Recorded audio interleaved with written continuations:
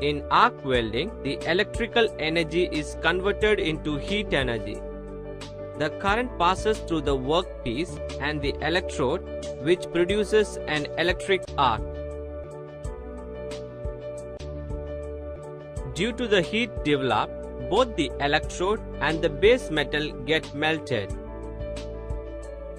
The electrode and workpiece brought nearer with a small air gap of below 3 mm approximately. Slag protects the weld pool from oxidation and heat loss.